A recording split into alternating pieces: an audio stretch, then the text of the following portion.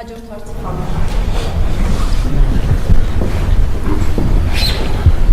Շնորհակալություն, պարոն վարչապետ, դուք նշում եք, որ խաղաղության գործընթացում չպետք է լինեն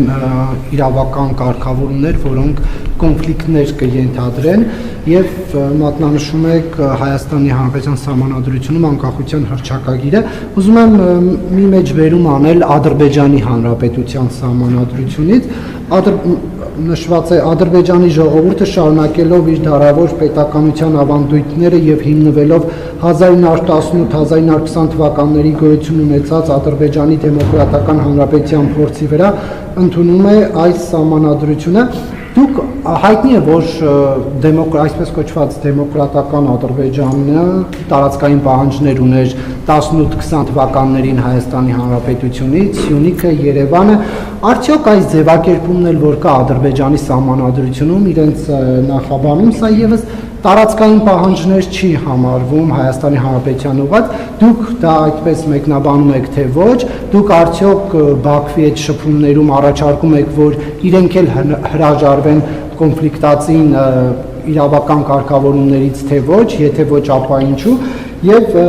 մեր անկախության հռչակագրին վերադառնալով նախաստորագրված այդ պայմանագրի այդ նախաստորագրված տարբերակի 12-րդ հոդվածում այսպիսի ձևակերպում կա. կողմերն իրենց երկկողմ հարաբերություններում կառաջնորդվեն միջազգային իրավունքով եւ սույն համաձայնագրով կողմերից ոչ մեկը չի կարող վկայակոչել իր ներպետական օրենսդրության դրույթները որպես սույն համաձայնագրի չկատարման հիմնավորում։ Եթե այսպիսի պայմանավորվածություն կա ձեր դրած, նա անկախության հռչակագիրն էլ ըստ էության ներպետական այդ ստատուսն ունի, ինչ անհրաժեշտություն կա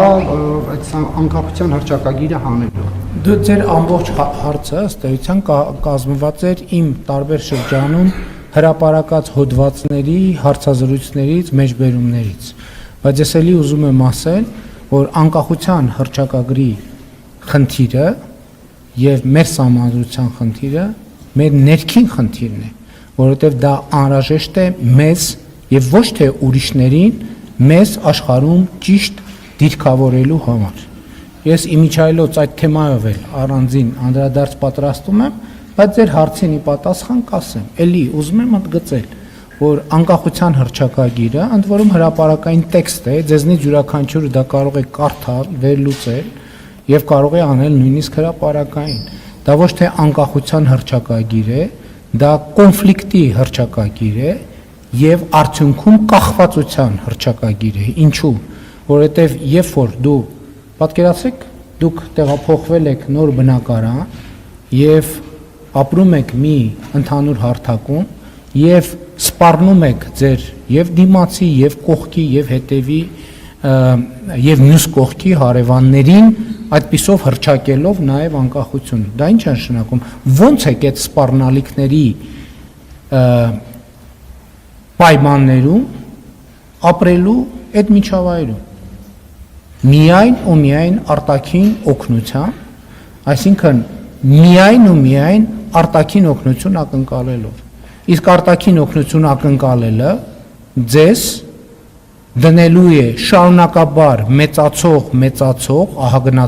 ահագնացող կախվածության մեջ նրանից կամ նրանցից, ումից այդ օգնությունը ակնկալում եք։ Եվ հետևաբար անկախության հռչակագիրը կոնֆլիկտի եւ կախվածության հռչակագիր է,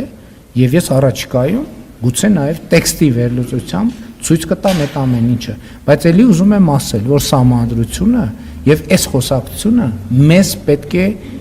մեզ է պետք։ Դա մեր ներքին օրակարգի հարց է։ Մենք դա արտաքին որևէ ուժի հետ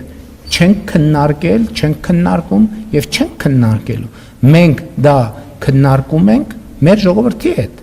որովհետեւ ես նաեւ առիթներ ունեցել եմ ասելու, նույնիսկ երթևեկության կանոնների օրինակը բերելով օրինակ, թե երբ որ մենք ասում ենք ով մարդկային արդարություն, թող որ մենք ես թքեմ քո բաց ճակատին, այդ շատ լավ ասում ենք, բայց երբ որ մենք անընդհատ վրա երթենք ենթարկվում, մենք մեզ հարց պիտի տանք, իսկ կարող է դրա պատճառն է, որ մենք գտնվում ենք փողոցի երթևեկելի մասում եւ չգիտենք փողոցի երթևեկության կանոնները չգիտենք։ եւ չգիտենք հետիոտնային անցումի գործառնական նշանակությունը եւ լուսացույցների գործառնական նշանակությունը։ Այդ համատեքստում է, որ ես ասել եմ եւ ցավոք արձանագրել եմ, որ աշխարհը շարունակում է մեզ համար լինել անծանոթ վայր եւ ես հարկ եմ համարում եւ ընդ որում ես չեմ ասում դա ձեր մասին կամ ուրիշների մասին, ես ասում եմ մեր մասին, բոլորիս մասին, ներառյալ ինձ, որպես մեր հավաքական խնդրեմ եւ ես որպես Հայաստանի Հանրապետության վարչապետ, որպես կառավարության եւ երկրի ղեկավար հարկ եմ համարում այս ամենի մասին կիսվել մեր ժողովրդի հետ եւ ոչ միայն կիսվել, այլև լուծումներ առաջարկել եւ այդ ամենը հենց այդ համատեքստում է։ Ես ձեր առաջին հարցին էլ պատասխանեցի։ Ասացի, որ դուք ինչ որ մեջ բերեցիք, դուք մեջ բերեցիք իմ նախկինում գրած հոդվածներից։ Ես 4-5 լսեք, ասում եմ, ես 4-5 հոդված եմ գրել այդ թեմայով։ Ես 4-5 հոդված եմ գրել այդ թեմայով եւ դուք ընդամենը ինձ եք մեջ բերել, դուք ուրիշ բան չեք արել։ Եվ ես ձեր ասում եմ, դուք մեջ բերեցիք իմ հոդվածներից։ Ես այդ հոդվածներում իմ գնահատականը տվել եմ։ Դուք իմ հոդվածներից եք։ Գիտեք ինձ այն ինչ որ գրել եմ։ Այսինքն ես ձեր կմահաճույքով պետք է ինչ որ բան կրկնեմ, ես կրկնելու անհրաժեշտություն չեմ տեսնում։ Այսինքն դուք երկրի վարչապետի առաջ կանգնած եք, ասում եք դե կրկնի։ Ինչ որ ասել եմ, հարգելի պարոն Կիրակոսյան։ Եվ ձեզնից էլ չեմ ակնկալում, որ ձեր հարցը կրկնեք, որովհետև ես միանգամից հասկանում եմ։